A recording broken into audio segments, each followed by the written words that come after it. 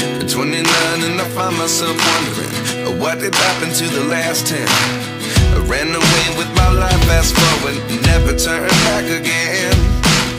It's kind of funny that the more we pass time, the more we need to set them rewind. And 19 was the year I had to leave you, but now I'm seeing all the signs. Is this really happening? I can't believe it's true. I'm just as surprised as you. বাঙালির কম খরচে এবং কম সময়ে পাহাড় ভ্রমণ মানেই প্রথমেই মাথায় আসে দার্জিলিংয়ের কথা। এই অফবিট ডেস্টিনেশনের যুগেও শৈল শহর দার্জিলিংয়ের জনপ্রিয়তা কিন্তু একটুও কমেনি, কারণ দার্জিলিং হলো বাঙালির ডার্লিং। পাহাড়ের কথা ভাবলেই প্রথমেই যার নাম মাথায় আসে সে হলো দার্জিলিং। দার্জিলিং বেড়াতে গেলে আমরা সবসময় চাই ম্যালের আশেপাশে হোটেলে থাকার জন্য। ম্যালের ওপরেও বেশ কিছু হোটেল আছে, কিন্তু জানিয়ে রাখি সেগুলো মধ্যবিত্তের ধরাছোঁয়ার বাইরে, এতটাই হাই বাজেটের।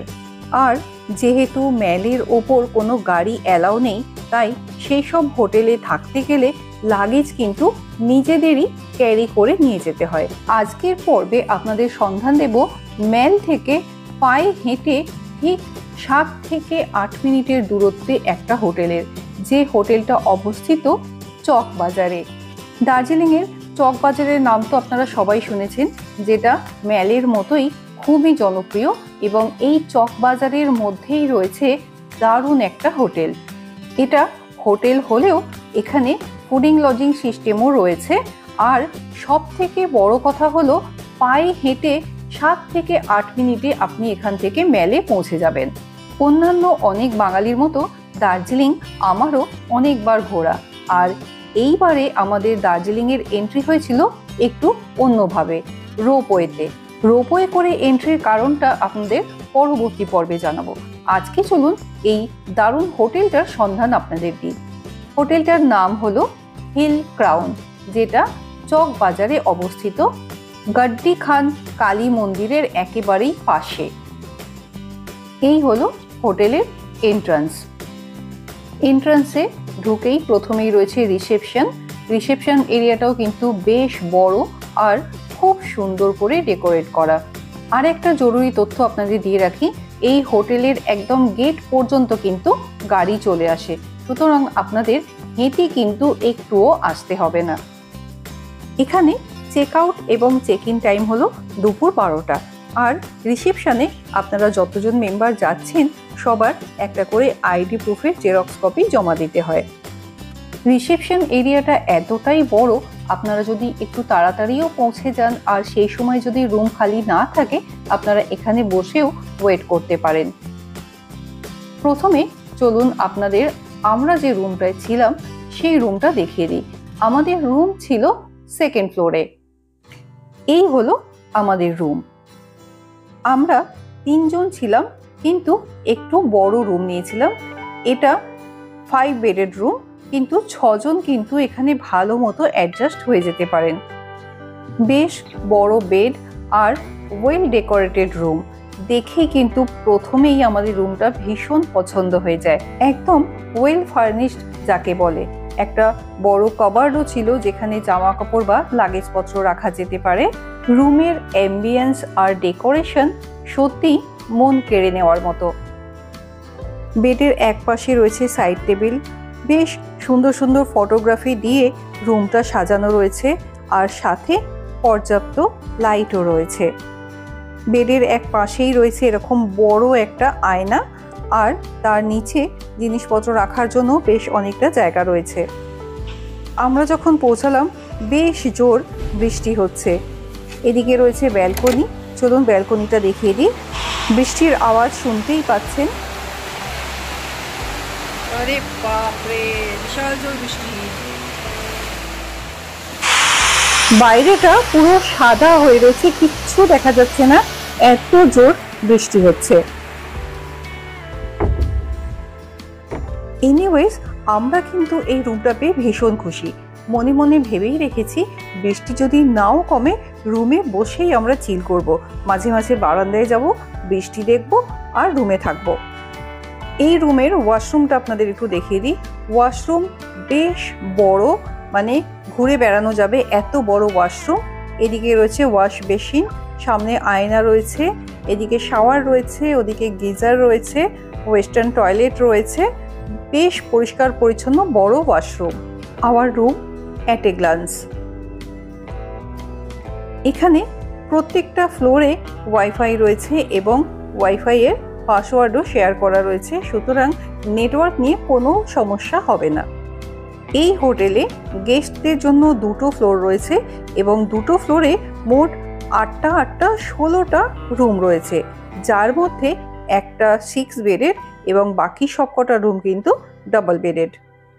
আমাদের ফ্লোরেরই আরও কয়েকটা রুম চলুন আপনাদের একটু দেখিয়ে দেওয়া যাক। এটা রুম নাম্বার 313। আমরা যে রুমটায় ছিলাম সেটা রুম নাম্বার 314। এটা ডাবল বেডেড রুম। দেখছেন খুব সুন্দর করে রুমটা সাজানো। এখানে প্রত্যেকটা রুমেই টিভি এবং ইন্টারকম টেলিফোন রয়েছে। বেডের পাশাপাশি সিটিং অ্যারেঞ্জমেন্টও রয়েছে, একটা বড় আয়না রয়েছে, কাবার্ড রয়েছে। এদিকে বড় কাঁচের জানালা রয়েছে, বাইরে দিয়ে খুব সুন্দর ভিউ দেখা যায়। পাশেই রয়েছে ব্যালকনির জন্য একটা দরজা। দরজা খুলে আপনারা ব্যালকনিতে চলে যেতে পারেন। তবে এখন বাইরে ভীষণ বৃষ্টি হচ্ছে, বৃষ্টি এখনো কমেনি। এই রুমটারও ওয়াশরুমটা আপনাদের একটু দেখিয়ে দিচ্ছি। এই হলো ওয়াশরুম। প্রত্যেকটা ওয়াশরুম কিন্তু বেশ পরিষ্কার পরিচ্ছন্ন। গিজার, বেসিন, ওয়েস্টার্ন টয়লেট প্রত্যেকটা ওয়াশরুমে কিন্তু রয়েছে। এরপর চলে এসেছি রুম নাম্বার 312-তে। এটাও ডাবল বেডেড রুম। প্রত্যেকটা রুমে কিন্তু একদম পুরো ফ্লোরটা কার্পেট দিয়ে মোড়া রয়েছে, যাতে ঠান্ডা একেবারেই না লাগে। প্রত্যেকটা রুমেই এরকম কাবার্ড রয়েছে, বসার আলাদা করে জায়গা রয়েছে। আর সব থেকে বড় কথা হলো রুমগুলো কিন্তু বেশ স্পেশিয়াস। দার্জিলিংয়ের হোটেলে আমরা যেমন দেখি যে একটা বেড রাখার পরে হাঁটা চলার জায়গাই থাকে না, সেরকম কিন্তু নয়। বেশ বড় রুম, তার সাথে টিভি রয়েছে, এদিকে ইলেকট্রিক কেটেলও দেওয়া রয়েছে। আর এই পাশে রয়েছে বড় কাঁচের জানালা, যেখান দিয়ে বাইরে সুন্দর একটা ভিউ পাওয়া যায়।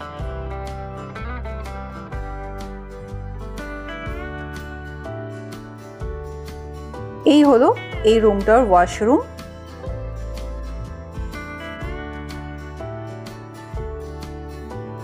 এরপর আমরা চলে এসেছি রুম নাম্বার 311-তে। লাকিলি রুমগুলো খালি ছিল বলে আপনাদের রুম ট্যুর করিয়ে দিতে পারছি। এটাও কিন্তু ডাবল বেডের রুম। রুমগুলো কিন্তু খুব সুন্দর করে সাজানো, যেটা আমি বারবার বলছি। অ্যাম্বিয়েন্সটা দেখেই কিন্তু আপনাদের ভালো লেগে যাবে।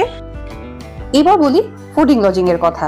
এখানে ফুডিং অ্যান্ড লজিং 1400 থেকে 1600 টাকার মধ্যে ঘোরাফেরা করে সিজন ওয়াইজ। তবে ফুডিং এর মধ্যে এখানে কিন্তু ইভিনিং স্ন্যাক্সটা থাকে না, লাঞ্চ, ডিনার আর নেক্সট ডে মর্নিং এর ব্রেকফাস্ট ইনক্লুডেড থাকে। সিঁড়ি দিয়ে উঠে প্রথমেই পড়বে রুম নাম্বার 307। রুম নাম্বার 307 এটা। রুমটা কিন্তু বেশ বড়, বেডটাও বেশ বড়, ডাবল বেড, কিন্তু 3 জন এখানে কিন্তু শুতে পারেন। এই হোটেলে আপনারা ফুডিং লজিং ছাড়াও অনলি লজিংও কিন্তু নিতে পারেন। তার রেট আমি শেষে মেনশন করে দিচ্ছি। রুমের লাগোয়া একটা ছোট ব্যালকনি রয়েছে। এই ব্যালকনি দিয়ে আপনারা সামনের রাস্তার একটা যেরকম ভিউ পাবেন, সেরকম বাঁ দিক দিয়ে কাঞ্চনজঙ্ঘার ভিউ পাওয়া যায়, যদি ওয়েদার ক্লিয়ার থাকে। এখন মেঘলা বলে কিছুই বোঝা যাচ্ছে না।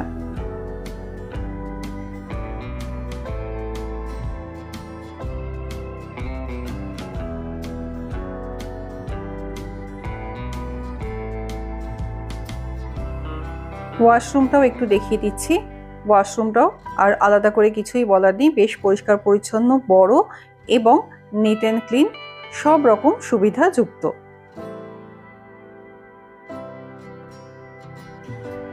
ফার্স্ট ফ্লোর এবং সেকেন্ড ফ্লোরের সব রুম কিন্তু একই রকম, তবুও ফার্স্ট ফ্লোরের একটা রুম আপনাদের দেখিয়ে দিচ্ছি। এটা ডাবল বেডের রুম।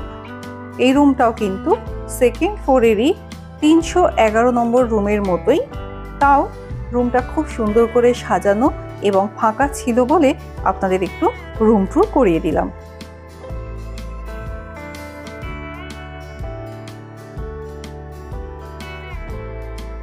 এবার চলে এসেছি ডাইনিং এরিয়ায়। এখানে রুমে কিন্তু চা ছাড়া আর কোনো রকম খাবার সার্ভ করা হয় না। খাবার খাওয়ার জন্য আপনাদের কিন্তু এই ডাইনিং এরিয়াতেই আসতে হবে। প্রথম দিন গিয়ে আমরা লাঞ্চ করেছিলাম। লাঞ্চের মেনু ছিল ভাত, গরম গরম ডাল, আচার, বেগুন ভাজা, আলু আর পটলের জাস্ট অসাধারণ একটা তরকারি, আর ছিল মাছ। জমিয়ে লাঞ্চ সেরেছিলাম। ডিনারে ছিল গরম গরম রুটি, চাইলে আপনারা ভাতও নিতে পারেন। ডিনারে শো স্টপার ছিল আলু ভেন্ডি মশলা, জাস্ট অসাধারণ স্বাদ, এখনো মুখে লেগে আছে। সাথে ডাল আর চিকেন ছিল, কিন্তু চিকেন ছেড়েও আমরা এই আলু ভেন্ডি মশলা বারবার নিয়ে নিয়ে খাচ্ছিলাম, এতটাই ভালো এর স্বাদ ছিল। এই হোটেলের বাঙালি খাবারের স্বাদ কিন্তু এক কথায় অসাধারণ, মুখে লেগে থাকবে। আর হ্যাঁ, শেষ পাতে পাঁপড়ও ছিল। মর্নিং টিটা কিন্তু রুমেই পেয়েছিলাম। হাতে 1 কাপ গরম চা আর সামনে দার্জিলিং শহর।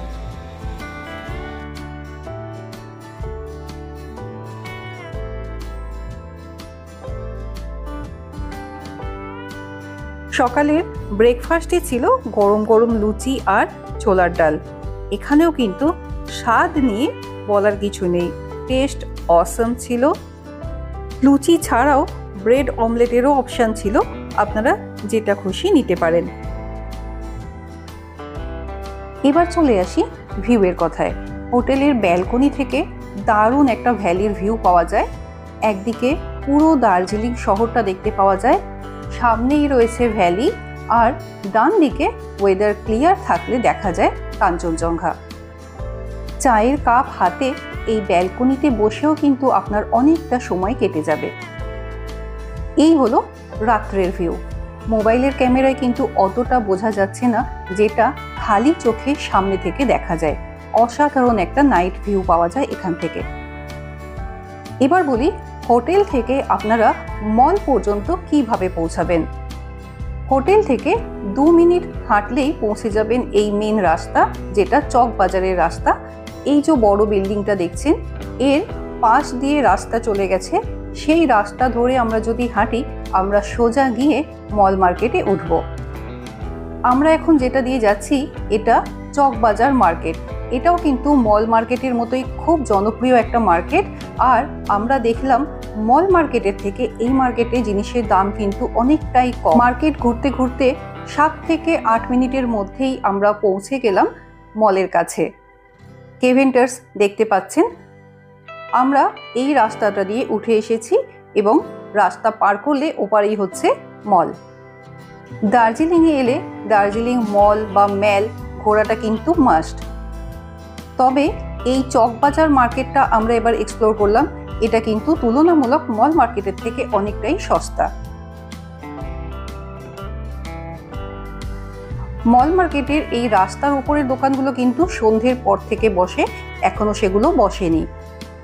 দুপুরে ঝমঝমিয়ে বৃষ্টি হওয়ার পর ওয়েদারটা এখন একটু পরিষ্কার হয়েছে, তাই দারুণ একটা ভিউ পেলাম আমরা মলের ওপর থেকে।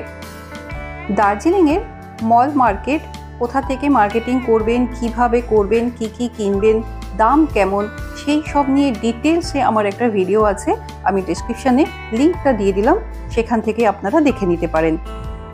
মল মার্কেট ঘুরে যে রাস্তায় আমরা এসেছিলাম সেই রাস্তাতেই হাঁটা পথ ধরে আমরা আবার চললাম হোটেলের দিকে।